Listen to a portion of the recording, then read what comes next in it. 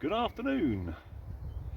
Well, today's camp was the first test of the Alice pack, and although I like its shape and design and so on, that frame, it's not the one for carrying a lot of weight. I've added some extra padding at the bottom here, but I still find the ends, the metal corners where the hip belt connects, you still feel it. Maybe I should try it without the frame in it at some point. But anyway, it's got us here. Time to get set up.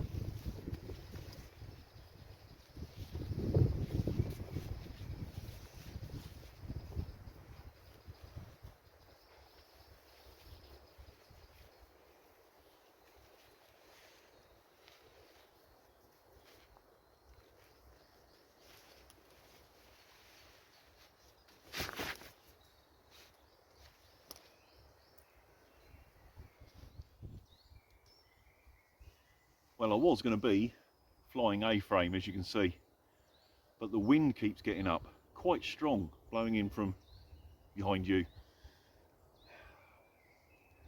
I think I might change him round. I think I might plough point off that tree, so I've got a bit of shelter on this side. Otherwise it's just be flapping all bloody night and keeping me awake. Plan B complete.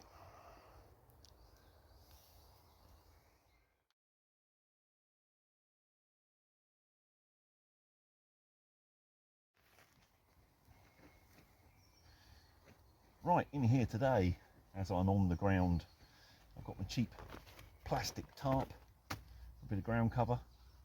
I've got the Nemo sleep mat, but I've put him inside my British Army Gore-Tex bivvy bag, just because I'm a bit paranoid about getting a puncture.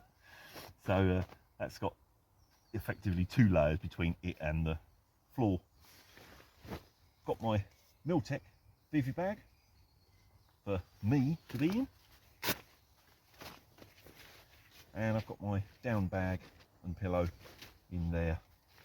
I should be absolutely fine. Comfort rating on the bag is about 8 degrees. I think the forecast for tonight is going down to about 5. But being inside the bivvy makes quite a difference. I think it will equal out. He says, famous last words. That's the plan. But no, cosy little shelter. Basher's not as big as a, should we say a standard 3x3 tarp or 10x10, but it's big enough to do this sort of thing. The only place where I sort of struggle with using the basher is if I've got it over my hammock. It's not really quite big enough for that, but for most other things, it's a good cover and very strong.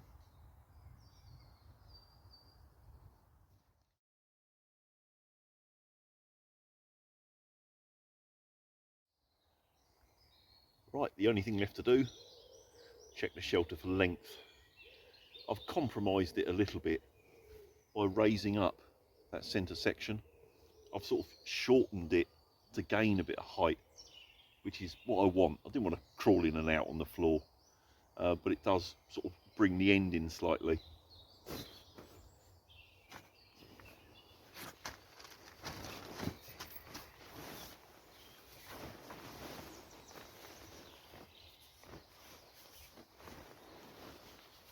Oh.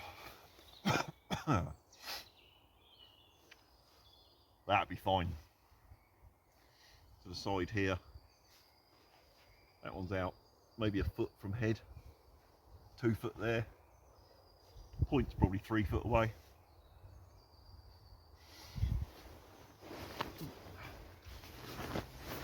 Ooh. I don't think we've got any rain forecast, but if it does, I should stay dry.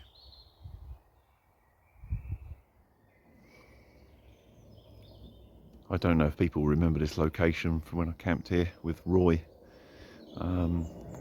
Edge of them trees, there's a house there, and going round this way, I don't know if you can see it or not, there's a house there. Private woodland, public footpath runs the edge of those trees, just on the edge of the woodland there. But as soon as it gets a bit darker, we won't have a problem. This is Marky's setup up close. DD multicam 3x3, and he's set up plough point much the same as I have, just to shelter from that wind a little bit. But of course the 3x3 is a little bit bigger, so he's able to go across it where I've had to go front to back, as it were. But yep, he's blended in nicely, especially with these young firs directly behind. That breaks the shape up nicely from a distance.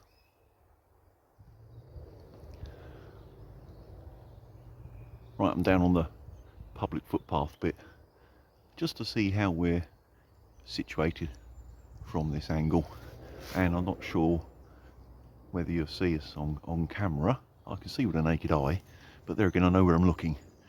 If you look between them two trees, about there is mine, although the MTP is virtually the same colour as the tree trunks in here, so that's quite good. And Mark, let's see if I can spot him, he's roughly between him and 2 oaks. He is there. You see him there? He's got the DD multicam, which again is a very good camouflage. A little darker, but it works where he is because it's a bit greener. Yep, I don't think we'll have a problem there. It is full sun at the moment. As soon as that sun starts going down, we disappear.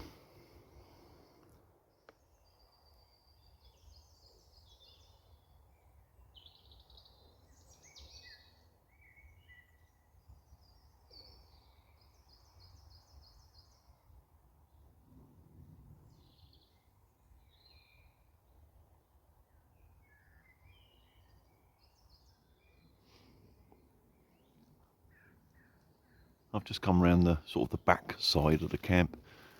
You can see that's my setup. Mark's just the other side of them trees there, centre of shot. You can hardly see him from here. We're right on a piece of borderland. We're sort of on the edge of the pines, and this side is sort of coppiced, traditional woodland. And when I've been here before, this bit where I'm standing is where the deer come through in the evenings. So we might see some deer later, who knows. Mark's stealthing about down in the trees down there. Oh, he's gone behind the trees now. I don't know if you see him. He's just the other side of my tent, coming up through the trees. He's been doing some filming from down on the public footpath. We have just had a couple of people walk through with a dog. It's quite a popular place during the daytime, but like most places, as soon as it starts to get dusk, everyone buggers off home and leaves us to it.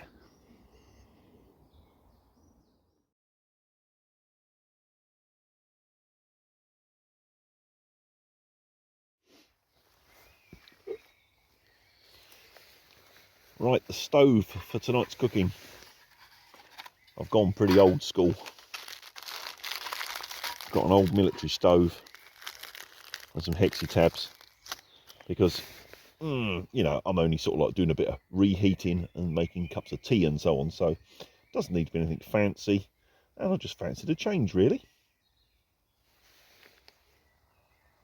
Right, we're really keeping it sort of basic, aren't we, really, today? We've got the folding military style stove, the modern take on the hexi, these little round ones. I'm not sure whether it's exactly the same makeup as the old square smelly ones, but these don't smell as much, but they're quite efficient. A stainless steel mug and a ration pack from the Steak Detective. What we got today? We've got steak, vegetables and dumplings today, so yeah, I'm looking forward to that. There's a lot to be said for keeping it simple sometimes. After all, we sort of do this to enjoy ourselves and relax. I don't really want to be cooking a 3-course meal out here, to be honest. I could probably do it, but God, it'd be a hassle. But yeah, that's going to be good.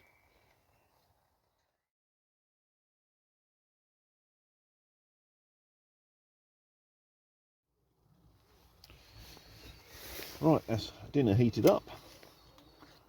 Let's take him out of there. Put him to one side, and of course the water does double duty. It's coffee as well. Perfect. Well, dinner was good. It's time for the coffee. Which, of course, is good at any time. I didn't film me sampling my dinner, because you don't want to sit and watch me eat, do you, really? It's not the most elegant of things, but it was nice.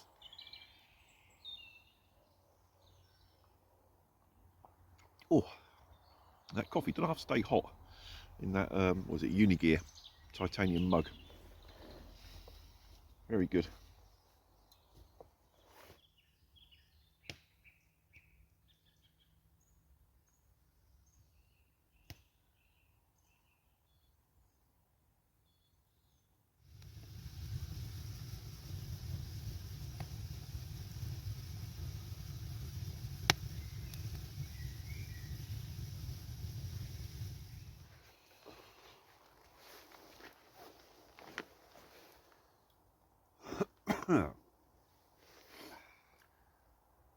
Well, it's getting late and it's getting chilly, so it was hot chocolate time, which is becoming quite traditional, isn't it, just lately? It is. Yeah, have a late hot chocky before bed. It'll be done. Yeah, absolutely. Oh, it's just the right temperature now. That was a bit piggy hot at first. Hotter than the sun. Yeah, I nearly welded my lips to the edge of the cup. Christ. But yes, we'll have this, and then it'll probably be turning in time before too long. So see you in a bit.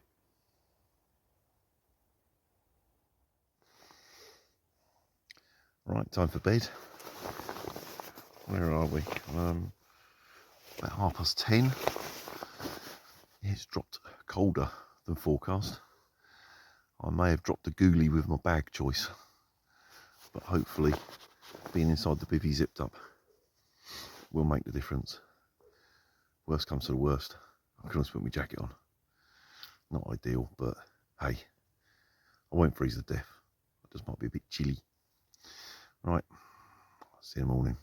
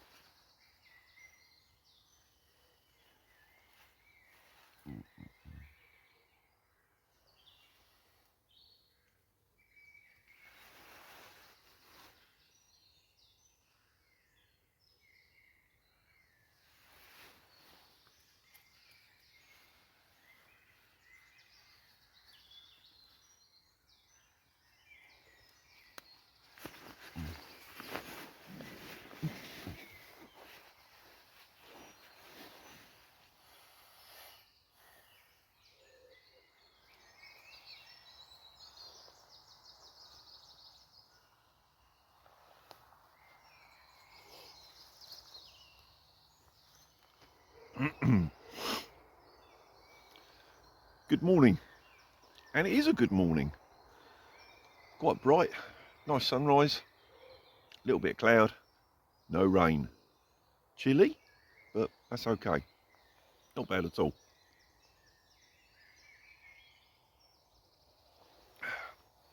I slept all right. Slept through till 6:30. Marky didn't do too well, did you, Marky? No. No, he got woken up by the deer barking at him. He obviously had pissed them off. I think he's got his setup right on the deer's path, and the deer got a bit annoyed in the night that it had to do a bypass. But apart from that, it was a good night. Well, no wonder that was a bit chilly last night. I don't know whether you can see or not the open field just outside the trees there. Looks like there's a frost on it. It was much colder than forecast. Still a good night though. See, Mark had his camera set up here because there's a path that way, and there's also a path that way. So hopefully he's got something. You've now got trial camera footage of me doing my bit to camera in front. Yeah. Didn't think about that. That's the kit all packed up, and this is where I was sleeping. No real trace. Maybe just a little bit of disturbance in the pine needles, but hey, you get that in here with the squirrels and God knows what rooting about anyway, so I think that's a good enough leave no trace. Well, as we were in the area, we thought we'd swing past the old log cabin, make sure it's still in one bit, which it is. The trouble is, it's too near the public footpath, and a lot of people know it's here. It's a shame. There's bloody rubbish been left all around it. Obviously local kids, and the door has to be left open now rather than locked, because if it gets locked they break in, so leaving it open just does less damage. But yeah, shame really. Shame it's sitting here unused. I might have to come and do a camp here in the summer. Right, we're all packed up and walking out. Been a good camp. Yeah. Different location. Yes, it's been pleasant. I haven't been here for a while. Marky's never been here, so I thought it'd be worth coming here for a change. And while we was here, we've actually scouted out another little location in another section of this wood, which is a bit more covered, and we can maybe set up a little base camp there. So that's a project for the future. Yeah, be fun. Yeah, it'd be a laugh, wouldn't it? Yeah. Okay, that's the end of this. Thank you for watching.